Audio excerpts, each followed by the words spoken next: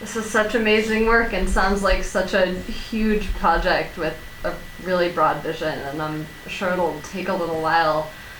What have been your main touch points that you can sort of like ground yourself and the congregation in as you do this work?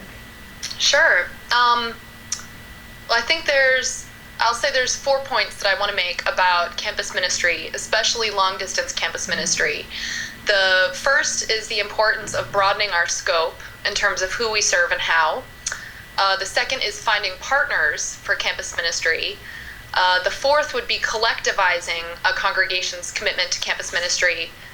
That's the third. And the fourth would be reimagining our faith and learning how can campus ministry change our congregations and our movement for the better. Excuse me. So in terms of broadening our scope, back to that example I gave about the visioning process, this is about fundamental culture change in congregations and beyond congregations. I think just talking about what would it look like to provide a long distance campus ministry, that can be a transformative conversation in ways that go way beyond how do we minister to college students. This is a conversation that all congregations need to have. We're in the 21st century. Congregational life looks very different. Religious involvement looks very different. Community building looks very different.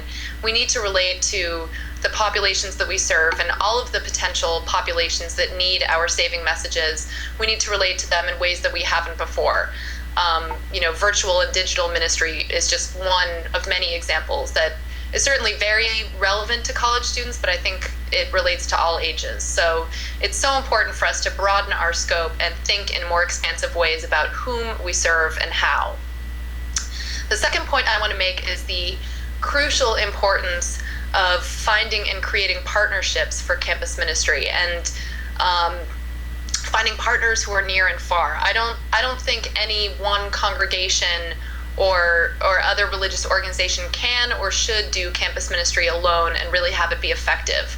So some examples are, for a college student, having their home congregation, if they grew up UU, and the congregation near their campus work together to try to identify, what are these young people's spiritual needs? How can we serve them?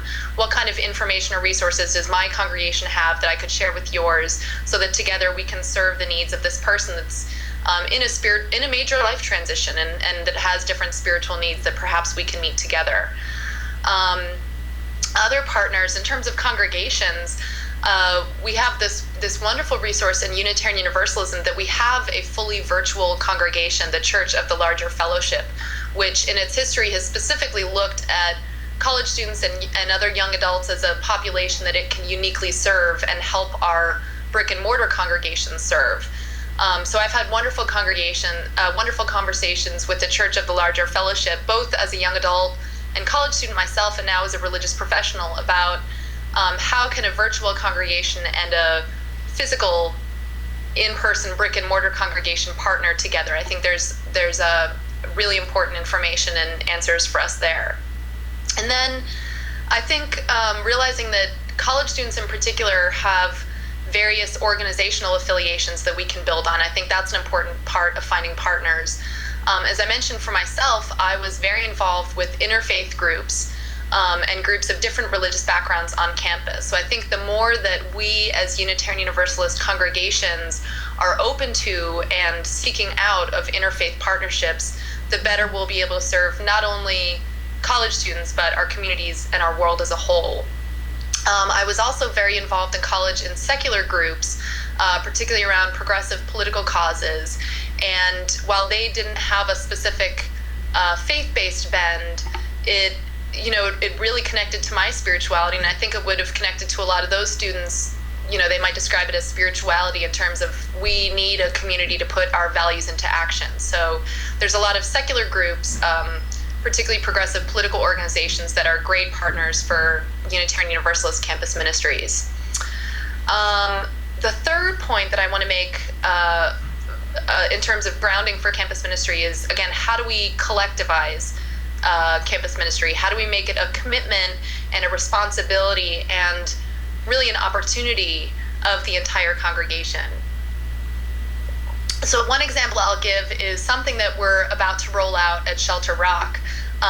This spring, our religious education committee, which has provided, I'd say, the most support for young adult and campus ministry. We had a consultation with a wonderful DRE from the Westport, Connecticut congregation, and his name, Perry Montrose. He helped us imagine a different way of doing leadership and providing leadership for programs in a congregation, and he called it leadership circles. And he talked about how he had massively built the capacity of his programs, of his congregation's religious education program, because they built a variety of leadership circles that were multi-generational teams of primarily volunteers, not staff driven, perhaps staff coordinated, that made those programs possible. So this fall we will be launching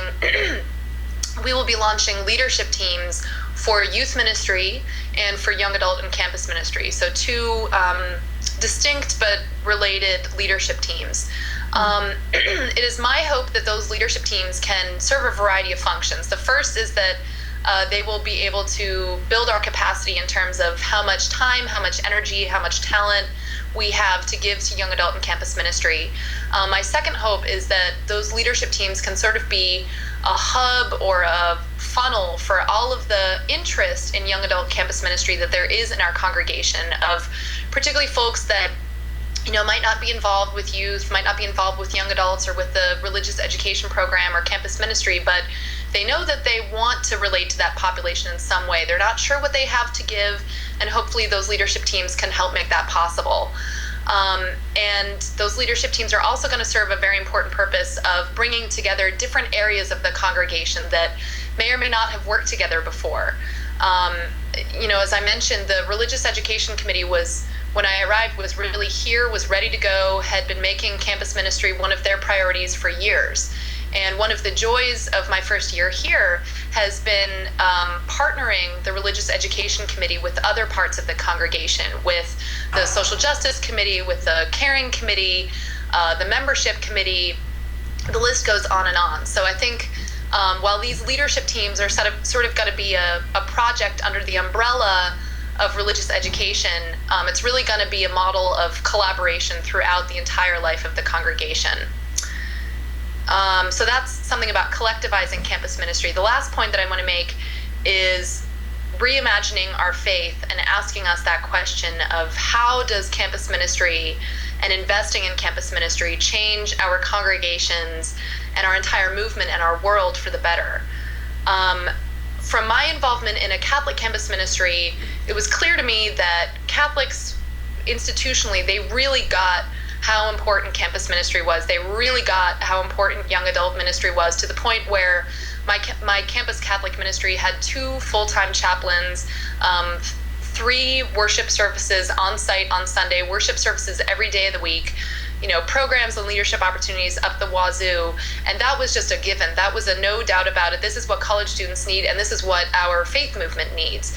So that's something that I really took from religious movements that have invested in I would say, a more major way than Unitarian Universalists have. I think we have some learning to do and some stepping up to do, and a lot of wonderful opportunities to do that.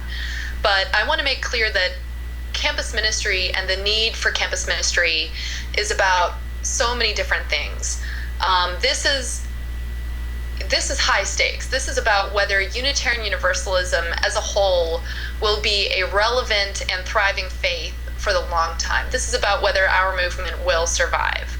This is also about providing ministry and programs and services for what I would call an at-risk population that is in a major time of life transition, and an often underserved and misunderstood population in our congregations and in our society as a whole.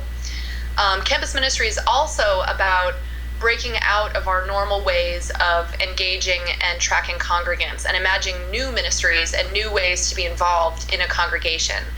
And doing so will not only strengthen long-distance campus ministries, but ministries to all kinds of other people who either can't or don't physically arrive to our buildings, or who might not be there Sunday morning, but who are yearning for our message and for our ministries for whatever reason, and who we can hopefully reach out to in different ways. So that's just a couple of the big pieces that really ground my approach to campus ministry. Great. Thank you so much.